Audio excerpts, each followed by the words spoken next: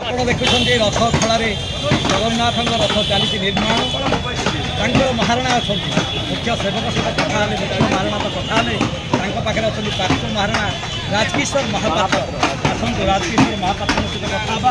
କ'ଣ କହିବେ ଆଜ୍ଞା, ଏଇ ଯେଉଁ ରଥ କାମ ଚାଲିଛି ମହାପ୍ରଭୁଙ୍କର, କେତେ ବାଟ ଗଲାଣି, ରଥର କ'ଣ କ'ଣ ଅଂଶ ଯୋଡ଼ା ହେଲାଣି, ତାପରେ ସମ୍ୟକ ସୂଚନା।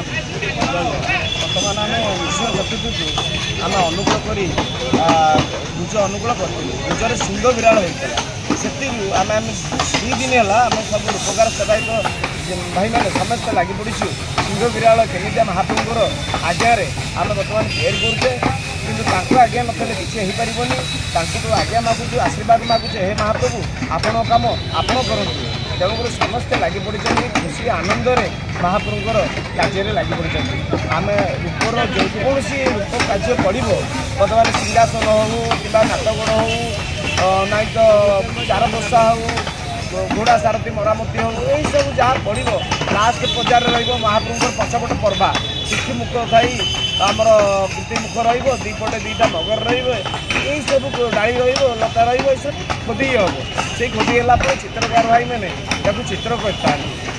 ତାଙ୍କ ଆଶୀର୍ବାଦ ଏମିତି କିଛି ହେଇପାରିବ। ଏଇଆ ଆମକୁ ଏତେ ଖୁସି ଆନନ୍ଦ ଲାଗୁଛି।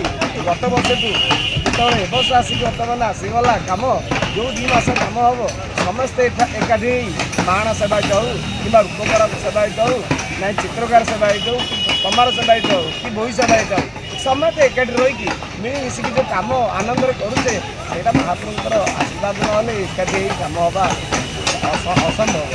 ତେଣୁକରି ଆଉ କ'ଣ କହିବି, ଜଗନ୍ନାଥଙ୍କ ପାଇଁ ତ ଯେତିକି କହିଲେ ବି ସରିବନି।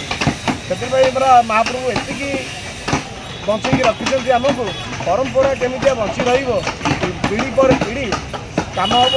ପିଲାମାନେ ବର୍ତ୍ତମାନ ଆସୁଛନ୍ତି, କାମ ଶିଖୁଛନ୍ତି, କାମ କରୁଛନ୍ତି।